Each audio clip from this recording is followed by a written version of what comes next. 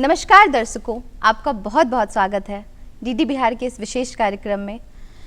वक्त से लड़कर जो नसीब बदल दे, इंसान वही जो अपनी तकदीर बदल दे। कल क्या होगा कभी मत सोचो, क्या पता कल वक्त खुद अपनी तस्वीर बदल दे।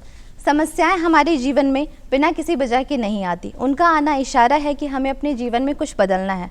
भाग्य उन्हीं का साथ देता है जो कठिन परिस्थितियों का सामना करके भी अपने लक्ष्य के प्रति सदृढ़ रहते हैं। इसी सुविचार के साथ हम अपने आज के कार्यक्रम की शुरुआत करते हैं और मिलते हैं उनसे जो हैं बेहद खास, हमारे अतिथि मोहम्मद गयूर आलम जहीरी, जो उप महाप्रबंधक हैं गेल अर्थात gas authority of India limited. कई सारी रोचक जानकारियाँ, आइए उनका स्वागत करते हैं। बहुत बहुत स्वागत है सर आपका हमारे शो में। सबसे पहले सर हम ये जानना चाहते हैं, ऊर्जा के वैकल्पिक स्रोत की ज़रूरत क्यों महसूस हुई? हम लोग पिछले कई सालों से पूरी दुनिया में हम लोग डीजल और पेट्रोल को यूज़ कर रहे थे, उसका इस्तेमाल कर रहे थे, लेकिन इसको हम लोगों को ये जानना ज़रूरी है कि इसकी जो ये है वो सीमित है। एक सीमित वक्त तक ही हम इसको, जिस तरह से हम लोग प्रयोग कर रहे हैं, एक सीमित वक्त तक ही इसको प्रयोग कर पाएंगे। तो इसका दूसरा अल्टरनेट तो हम लोगों को ढूंढना ही पड़ेगा। दूसरी चीज़ें ये हैं कि धीरे धीरे हम लोग पिछले सालों से देखते आ रहे हैं, पिछले सालों में हम लोगों के घर में एयर कंडीशनर नहीं लगा रहता था, हम लोग आराम से खेलते थे। अब धीरे धीरे टेम्परेचर बढ़ रहा है।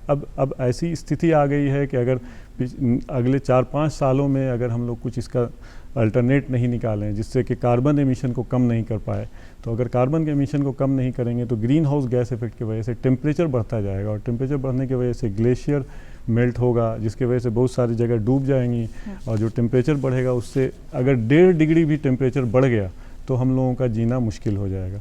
इन सब चीज़ों को नज़र रखते हुए पूरी दुनिया में ये एक सोच आई कि हम लोग कार्बन एमिशन को कम करें।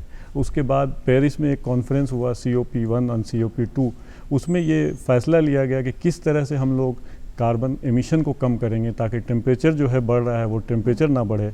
तो उससे ये निकल के आया कि हम लोगों को डीजल पेट्रोल पे निर्भर ना हो करके हम लोगों को वैकल्पिक स्रोत पे जाना पड़ेगा, जैसे कि सौर ऊर्जा है, पवन ऊर्जा है। इस तरह से फिर हम लोग फ्यूचर में हम लोग हाइड्रोजन की तरफ जाएंगे, जिससे कि कार्बन एमिशन को कम कर सकें। और कार्बन एमिशन को जब हम कम कर पाएंगे तभी हम लोग आने वाली जनरेशन के लिए हम लोग एक ऐसी पृथ्वी दे पाएंगे जिसमें वो लोग ठीक से रह पाएँ। अदरवाइज़ अगर ऐसा हम लोगों ने नहीं किया, और बिल्कुल इमरजेंसी आ चुका है, अगर हम लोगों ने ऐसा नहीं किया तो आने वाले जनरेशन के लिए रहना मुश्किल हो जाएगा। सर हमें ये बताएं कि गेल के मौजूदा प्रमुख प्रोजेक्ट्स क्या हैं जो ऊर्जा सेक्टर में क्रांति ला रहे हैं? गेल ऊर्जा की ही कंपनी है। गेल भारत की सबसे बड़ी गैस की कंपनी है। हमारा जो मार्केट शेयर है पूरे इंडिया में 54% गैस का मार्केट है। ट्रांसमिशन में हम लोग मोर देन 60% है। और हम लोगों का मेन बिजनेस जो है नेचुरल गैस ट्रांसमिशन है। नेचुरल गैस ट्रांसमिशन में क्या क्या फ़ायदे हैं, अगर आप पेट्रोल और डीजल के मुकाबले में अगर आप नेचुरल गैस इस्तेमाल कीजिएगा, वाहनों में इस्तेमाल कीजिएगा, अपने घरों में इस्तेमाल कीजिएगा, और इंडस्ट्रीज़ वगैरह में जहाँ पे कोल यूज़ करते हैं और बाकी चीज़ें यूज़ करते हैं, डीजल यूज़ करते हैं, LPG यूज़ करते हैं, उसकी जगह पे अगर आप नेचुरल गैस यूज़ कीजिएगा तो कार्बन डाइऑक्साइड एमिशन कम होगा, नाइट्रोजन ऑक्साइड एमिशन कम होगा, सल्फ़र का एमिशन कम होगा, जिससे हमारा वातावरण और बेहतर होगा। और टेम्परेचर जो बढ़ रहा है, जो ग्लोबल वार्मिंग की बात हम लोग कर रहे हैं, उसमें भी कमी आएगी। भारत में गैस की मांग तेजी से बढ़ रही है, इस मांग को पूरा करने के लिए गेल क्या कदम उठा रही है? गेल का जो बिज़नेस है उसमें गेल ने बहुत सारे ENP ब्लॉक्स बर्मा में रख लिया है, और बाकी जगह पे एक्सप्लोरेशन में काफ़ी ध्यान दे रही है। तो एक्सप्लोरेशन से हम लोगों को गैस भी निकल रहा है, वो गैस को भी हम लोग भारत ला रहे हैं। उसके अलावा गेल का भारत में जो गैस निकलती है उससे ONGC से, रिलायंस से और दूसरी कंपनियों से टाई अप है, जिससे हम लोग जो भारत के अंदर जो गैस निकल रही है उसको हम लोग ले आते हैं। उससे जो हमारी कमी पूरी नहीं होती है तो हम लोग इंपोर्ट करते हैं। इंपोर्ट करने के लिए हमारे पास United States of America, Russia, Qatar और विभिन्न कंट्रीज से हमारा टाई अप है, जिसकी वजह से हम लोग वो गैस को इंपोर्ट कर रहे हैं। उसके अलावा हमने R&D सेंटर में काफ़ी इन्वेस्ट किया है ताकि हम लोग किस तरह से मॉडर्न टेक्नोलॉजी को यूज़ करके जो गैस अभी हम लोग निकालने के पोजीशन में नहीं है उसको भी निकालें और उसको भी इस प्रयोग में लाएं। आपकी कंपनी ने गैस उत्पादन और डिस्ट्रीब्यूशन में इनोवेशन और टेक्नोलॉजी के क्षेत्र में किस प्रकार के विकास किए हैं? हम लोगों ने जो हमारी जो ट्रंक लाइन पाइपलाइन है, करीब 15,000 किलोमीटर की हमारी लंबी पाइपलाइन है जो पूरे भारत देश में फैली हुई है। ये पाइपलाइन मॉडर्न टेक्नोलॉजी से है, इंटरनेशनल स्टैंडर्ड जो होता है बेस्ट स्टैंडर्ड उसके हिसाब से है। उसमें हम लोग नई नई चीज़ों को इनोवेट करते हैं और किस तरह से हम लोग ऑप्टिमम तरीके से गैस का इस्तेमाल और दूसरे लोगों को सहायता देने के लिए उसका प्रयोग करते हैं। गेल जैसे बड़े संगठनों को संचालन और विस्तार के दौरान किस प्रकार की चुनौतियां आती है और आप उन पर कैसे काम करते हैं? जो गैस की आपूर्ति है वो पूरी हमारी डोमेस्टिक से नहीं हो पाती है, उसके लिए हम लोगों को आयात पे निर्भर करना पड़ता है। उस आयात के लिए हम लोगों ने डिफरेंट कंट्रीज से टाई अप किया हुआ है। उसमें भी ये होता है कि अगर आपने जैसे यूएसए से टाई अप किया है एग्रीमेंट का, तो उसमें जो गैस का कॉस्ट होगा उससे ज़्यादा इंपोर्ट का कॉस्ट हो जाएगा। तो उसके लिए हम लोग टाइम स्वैपिंग करते हैं। जैसे इस टाइम में हमने यहाँ पे एग्रीमेंट कर लिया तो दूसरे टाइम में हम उसको गैस को ले लेंगे जैसा रिक्वायरमेंट रहा। उसके अलावा हम लोग स्पेस स्वैपिंग करते हैं।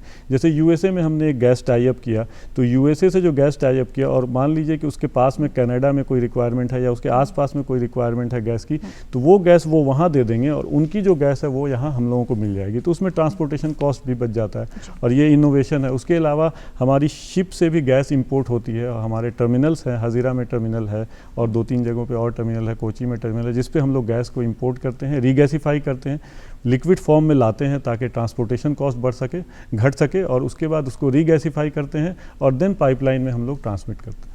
गेल के अंतर्राष्ट्रीय संबंधों और विस्तार योजना के बारे में विस्तार से बताएं।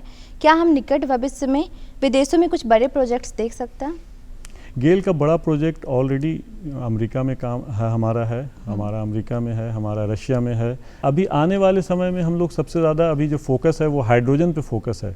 अच्छा। हाइड्रोजन पे फोकस होने की वजह ये है कि जो हम फ्यूल यूज़ करते हैं, केरोसिन, पेट्रोल, डीजल, इसके वजह से जो कार्बन एमिशन है उससे तो हमारे नेचुरल गैस में एमिशन कम होता है। लेकिन अगर हम लोग हाइड्रोजन पे आ जाएंगे, हाइड्रोजन गैस यूज़ करेंगे तो हमारा कार्बन डाई एमिशन ज़ीरो हो जाएगा, जिसकी वजह से जो ग्लोबल वार्मिंग है वो कम हो जाएगा। तो गेल ने एक प्रोजेक्ट भी लगाया है, अभी विजयपुर में एक लगाया है। दूसरी बात, हम लोग इस पे ध्यान दे रहे हैं कि किस तरह से हाइड्रोजन की लेटेस्ट टेक्नोलॉजी जो अलग अलग कंट्री में है, जैसे नॉर्वे में, स्वीडन में, यूके में, वहाँ से हम लोग उसको इंपोर्ट करें और उस बेसिस पे यहाँ पे हम लोग हाइड्रोजन को इंट्रोड्यूस करके नेचुरल गैस में भी हाइड्रोजन की ब्लेंडिंग करेंगे और बाकी चीज़ों पर भी ब्लेंडिंग करेंगे। कार्बन उत्सर्जन को कम करने के लिए गेल की क्या रणनीतियाँ हैं? गेल ने अभी मैंने बताया जैसे विजयपुर में गेल ने एक अपना हाइड्रोजन प्लांट चालू किया है। उसके अलावा इंदौर में गेल ने वहाँ की कंपनी गेल की जो जॉइंट वेंचर है उसके साथ टाई अप करके जो हमारा गैस है, चूँकि हम गैस इंपोर्ट करते हैं, अगर हम इंपोर्ट करने को कम करें तो उसके लिए हमने हाइड्रोजन मिलाना शुरू किया और हाइड्रोजन मिलाने से ये हुआ कि कार्बन एमिशन भी कम हुआ और हमारे इंपोर्ट पे डिपेंडेंसी भी कम हुई। इसी लाइन पे गेल फ्यूचर में भी हाइड्रोजन के प्लांट को बनाने के आगे अग्रसर है। सर, वैकल्पिक स्रोत के बारे में बताएं कि पर्यावरण संरक्षण में इसका क्या योगदान रहेगा? वैकल्पिक स्रोत में हमारे पास अभी जो है पेट्रोल, डीजल और केरोसिन, इसको तो हम लोगों को छोड़ना पड़ेगा। नेचुरल गैस हमारा रहेगा और नेचुरल गैस के साथ साथ हम लोगों को सोलर पे काफ़ी ध्यान देना पड़ेगा, उसके सौर ऊर्जा पे ध्यान देना होगा, पवन ऊर्जा पे ध्यान देना होगा। इसके साथ साथ हम लोगों को हाइड्रोजन की तरफ बढ़ना पड़ेगा। भविष्य में 5 से 10 वर्षों में गेल की क्या रणनीतियाँ हैं? गेल की गैस की बिजनेस रहेगी, साथ में गेल हाइड्रोजन बिजनेस बढ़ाएगा, सोलर बिजनेस को बढ़ावा देगा और विंड एनर्जी में बढ़ावा देगा। प्लस जो हम लोगों का जो सिटी गैस डिस्ट्रीब्यूशन प्रोजेक्ट है उसमें हम लोग हाइड्रोजन ब्लेंडिंग करेंगे नेचुरल गैस के साथ ताकि पॉल्यूशन को कम किया जा सके। चूँकि आप बिहार में पदस्थापित हैं तो हमारे दर्शकों को आप ये बताएं कि ऐसी क्या नई रणनीतियाँ हैं या ऐसा क्या न्यू प्रोजेक्ट है जो आपके द्वारा बिहार की जनता को दिया जा रहा है? गेल ने एक पाइपलाइन डाला है जगदीशपुर एक यूपी में एक जगह है, जगदीशपुर से हल्दिया तक, और वो आगे गुवाहाटी तक जा रही है। तो ये पूरे बिहार से होते हुए जा रही है। उसके बाद जो PNGRB ने city gas distribution project Bihar में डाला, तो उसमें जो भी कंपनी उसको सिटी गैस डिस्ट्रीब्यूशन प्रोजेक्ट मिला, वो सारी कंपनी गेल के वो जो ट्रंक पाइपलाइन है उस पाइपलाइन से गैस ले रही हैं और उसके बाद अपना CNG स्टेशन और पाइप नेचुरल गैस जो कॉमर्शियल है, डोमेस्टिक घरों के लिए है और इंडस्ट्रीज़ के लिए, उसको दे रही हैं। उसमें एक बड़ा योगदान गेल का ये हुआ कि गेल करीब 400 किलोमीटर पटना बिहार डिस्ट्रिक्ट में उन्होंने पाइपलाइन डाला और उससे जो सारे डिस्ट्रिक्ट्स जो हैं वो कनेक्ट हुए बिहार के सारे डिस्ट्रिक्ट को गेल ने गैस के जरिए कनेक्ट किया। ये गेल की बहुत बड़ी उपलब्धि है और बिहार को पूरा कनेक्ट किया। उसके बाद जो जिन जिन को अलग अलग डिस्ट्रिक्ट मिला है वो डिस्ट्रिक्ट में वो लोग हम लोगों से गैस लेकर के गैस का काम कर रहे हैं, जिसकी वजह से पेट्रोल और डीजल की खपत कम हो रही है, जिसकी वजह से आयात पे जो हमारी डिपेंडेंसी है वो कम हो रही है।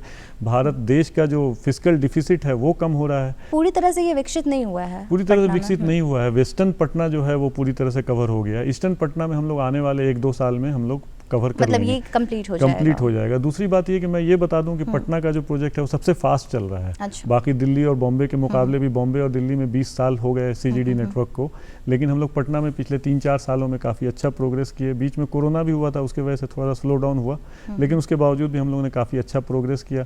इसमें हम लोग करीब 20,000 डोमेस्टिक घरों में गैस सप्लाई है और इसके अलावा 70-80 हज़ार घरों में ऐसा है कि जो गैस सप्लाई बहुत जल्द किया जा सकता है। इसके साथ साथ हम लोग जो कॉमर्शियल होटल्स वगैरह हैं जो पहले डीजल या एलपीजी यूज़ करते थे उसमें भी हम लोग पाइप नेचुरल गैस के थ्रू देते हैं। तो अभी बिहार में कितने होटल्स को आपने अभी हम लोगों ने करीब 68 जो है 68 होटल्स है और कॉमर्शियल जो रेस्टोरेंट वगैरह है उसमें हम लोग दे रहे हैं। टोटल 68 हैं जिसको आप ये प्रोवाइड कर रहे हैं। अच्छा। जो वेस्टर्न पटना में है और जैसे जैसे हम लोग आगे बढ़ते जाएंगे और आगे आगे होटल को भी जोड़ते जाएंगे। सीएनजी के क्षेत्र में क्या कर रहा है गेल? जब मैं पटना 2018 में आया था तो मेरा बर्थ प्लेस मतलब होम टाउन, मैं बिहार का ही हूँ, तो मुझे लगा, मैं जब गांधी मैदान के पास घूमा तो मुझे लगा कि पॉल्यूशन तो ज़्यादा है। तो फिर हम लोगों ने सोचा कि ठीक है, हम लोग जब सीएनजी लाएंगे तो प्रोबेबली हो सकता है सिचुएशन ठीक हो। फिर हम लोगों ने सीएनजी का स्टेशन 2019 में हम लोगों ने इनॉग्रेट किया 2 सीएनजी स्टेशन के साथ, और अभी हम लोग पिछले 5 साल में हम लोगों ने 30 स्टेशन लगा दिया है और एवरेज डेली सेल करीब 1 लाख केजी का सेल डेली हो रहा है सीएनजी स्टेशन में।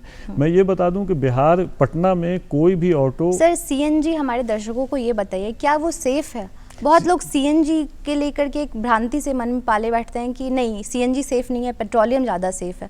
तो कृपया कर आप हमारे दर्शकों को ये बताएं कि सीएनजी वाहन सेफ है कैसे? सीएनजी जो गैस होती है मेनली मीथेन होती है। मीथेन का जो डेंसिटी है, स्पेसिफिक ग्रेविटी है, वो जो पेट्रोल और डीजल से बहुत कम है। तो जहाँ पे भी कहीं पे भी अगर सीएनजी गैस लीक होती है या कुछ होती है तो ये बहुत जल्दी इवेपोरेट हो जाती है। ये हवा से हल्की है और ये बहुत जल्दी इवेपोरेट हो जाती है। तो हर एक मापदंड में सेफ्टी के हिसाब से ये डीजल और पेट्रोल से ज़्यादा सेफ है, हर एक मापदंड में। उसके अलावा जो गैस एमिट होती है उसमें जो कार्बन का कंटेंट होता है, सल्फर का कंटेंट होता है, नाइट्रोजन का कंटेंट होता है, वो सीएनजी में बहुत कम है डीजल और पेट्रोल के मुकाबले। तो इस वजह से जब वहाँ पे आए, उसके बाद जब हम लोगों ने शुरू किया, अब आज की स्थिति ये है कि पटना में कोई भी ऑटो सीएनजी पे ही चल रहा है, सीएनजी या बैटरी। हाँ। डीजल और पेट्रोल पे ख़त्म हो गया। जो बिहार स्टेट ट्रांसपोर्ट डिपार्टमेंट की जो बसेस हैं वो सारी सीएनजी पे कन्वर्ट हो गई हैं। स्कूल की कुछ बसेस कन्वर्ट हो गई हैं। आगे हम लोग और स्कूल से आगे बातचीत कर रहे हैं कि वो सीएनजी बसेस में कन्वर्ट करें। सीएनजी का एक और प्लस पॉइंट क्या है कि जैसे हम लोग कुछ दिन पहले तक हम लोग ये सुन रहे थे कि सीएनजी आएगा या बैटरी ईवी की गाड़ियाँ आएंगी। ईवी में ये है कि ईवी में आप ये तो कर सकते हैं कि लोकलाइज पॉल्यूशन को कम कर सकते हैं। जैसे पटना में आपने अगर ईवी ले आए तो पटना में तो आप लोकलाइज पॉल्यूशन को कम कर दिया, प्रदूषण को। लेकिन जहाँ पे आप उसको जो इलेक्ट्रिसिटी प्रोवाइड हो रहा है, आज भी भारत देश में इलेक्ट्रिसिटी 40% कोल के द्वारा बन रहा है। तो ये 40% कोल के द्वारा अगर आपने पटना में ईवी ले आए और पटना में प्रदूषण कम भी कर दिया, तो मान लिया बाढ़ में जैसे एनटीपीसी प्लांट है वहाँ पे आपने प्रोडक्शन बढ़ा दिया, तो कहीं ना कहीं वहाँ पे कार्बन एमिशन ज़्यादा हो रहा है। तो इसलिए अभी के स्थिति में नेचुरल गैस अभी बेस्ट ऑप्शन है, पॉल्यूशन के हिसाब से भी, सेफ्टी के हिसाब से। जी, बहुत अच्छी जानकारी दी सर आपसे आपने। एक सर सवाल मेरा ये है कि राष्ट्रीय स्तर पर रोजगार सृजन में क्या भूमिका है? जैसे गेल ने अभी सीजीडी प्रोजेक्ट जो किया यहाँ पे, तो करीब यहाँ पे डायरेक्टली और इनडायरेक्टली करीब 2000 से ज़्यादा लोगों को रोज़गार यहाँ पे मिला है। इसके अलावा जो प्रोजेक्ट पाइपलाइन की गई है, उसके बाद जो बाकी सीजीडीज़ जो कंपनीज जिनको हम गैस दे रहे हैं, उन सबको मिला करके करीब मान लीजिए 20,000 लोगों को। पाइप नेचुरल गैस अब लोगों के लिए पसंदीदा ईंधन बन गया है। इसके फ़ायदे पर हमारे दर्शकों को बताएं। यह अपेक्षाकृत किस हद तक किफ़ायती और सुरक्षित और सुविधाजनक हो सकता है? पाइप नेचुरल गैस हमारा मीथेन है। सबसे पहले हम लोग सेफ्टी के बारे में बात करें, और जो एलपीजी जो हम लोग यूज़ करते हैं वो प्रोपेन और ब्यूटेन का मिक्सचर होता है। तो मीथेन का जो स्पेसिफिक डेंसिटी है, ग्रेविटी है, वो प्रोपेन और ब्यूटेन से कम होता है। जी सर, आप हमारे दर्शकों को कोई मैसेज देना चाहेंगे? हम ये कहेंगे कि आप नेचुरल गैस को अपनाइए पॉल्यूशन फ्री फ्यूल को अपनाइए, नेचुरल गैस नहीं, जो भी फ्यूचर में पॉल्यूशन फ्री नेचुरल गैस रहे वो उसको अपनाइए, ताकि आपके आने वाला जनरेशन सुखी रहे, सेहतमंद रहे और हमारा जो ग्लोबल वार्मिंग है उसको कम किया जा सके। आपसे बहुत ही रचनात्मक एवं प्रेरणादायक जानकारियाँ मिली, जिसके लिए आपका बहुत बहुत धन्यवाद है। आपने अपना कीमती समय हमें दिया। बहुत बहुत thank you so much sir.